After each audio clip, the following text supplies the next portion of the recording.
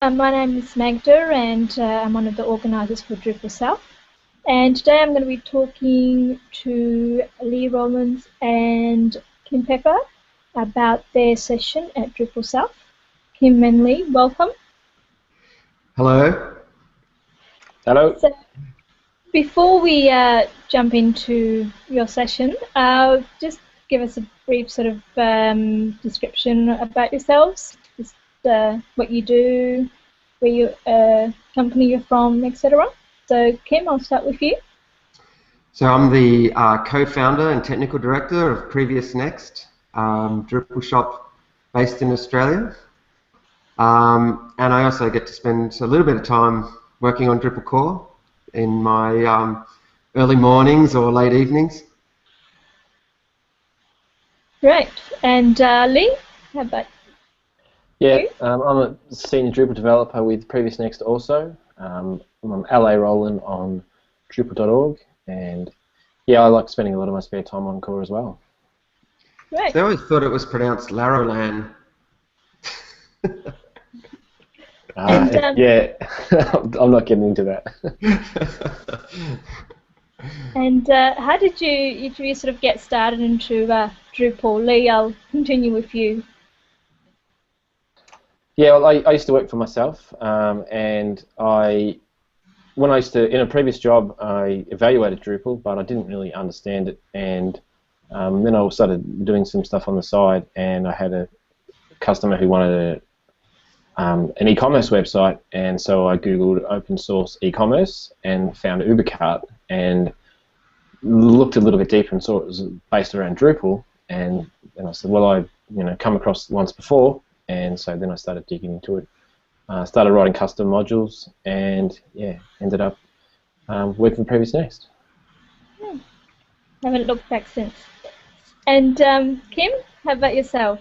So I came from a Java development background, and I was working for a number of startups, and when one of those fell over, it was actually Owen Lansbury, the other co-founder of Previous Next, who had discovered Drupal and basically invited me along to a pitch for a new client, and basically said we won that project. It was based on Drupal, and I had to go and learn Drupal in order to be able to deliver that project. So it was a bit of a trial by fire, and I had to learn it pretty quickly. But that's how I got into Drupal. Right.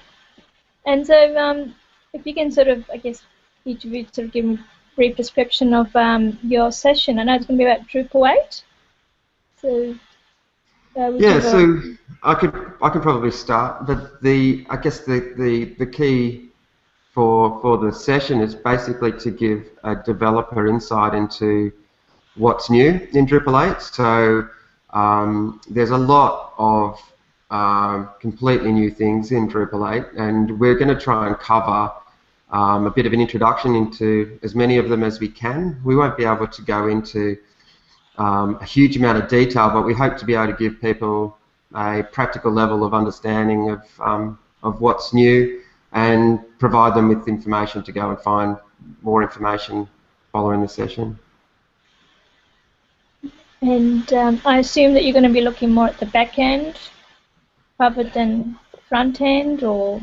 Well, it's an intermediate session, so we're not going to go super deep back end, and we're trying to cover both sides of the coin. There is a Twig specific session at the conference already by Morton DK, so we will touch on the front end stuff, but we will have a look at CSS and JavaScript enhancements, and we'll mention Twig, but we will defer that to the full session, because it could be a full session on its own.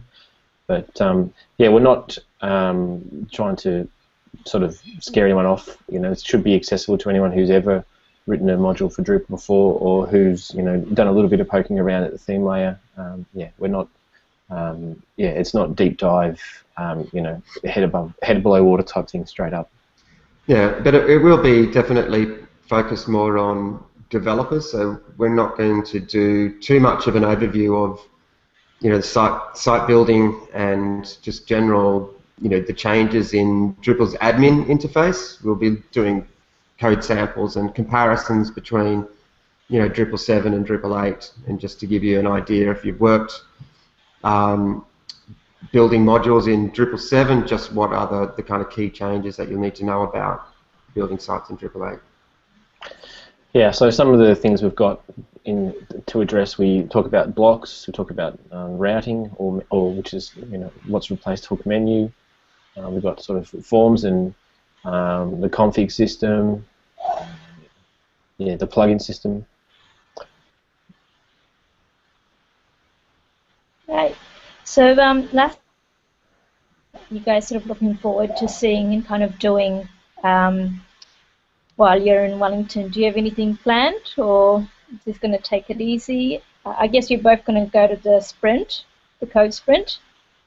But you're going to Yeah, definitely. I think having gone to North American DrupalCons, I've definitely enjoyed the sprints probably most of all, and just getting to meet other people who are interested in working on Drupal core and interacting with them, and on a face-to-face level after chatting to them in IRC for long periods of time.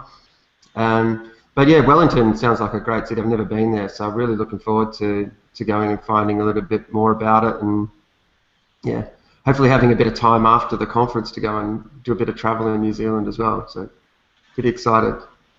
Right. Yeah, I've been to Wellington before. I'm hoping the weather's a bit better this time. Last time I was there, it was a bit blowy and a bit cold, but that was kind of spring, so hopefully it's a bit warmer in summer.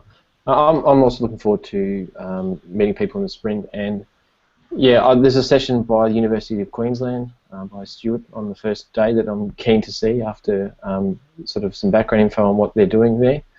Yeah, and I'd like to go to the sprints and come out with some achievements. So some of the things we've been talking about, focusing on converting some contrib modules to Drupal 8, or it'd be great if we could get some progress on like kernel-based testing, but I think there's still too many blockers on that front. But some of those blockers might be on the agenda. But yeah.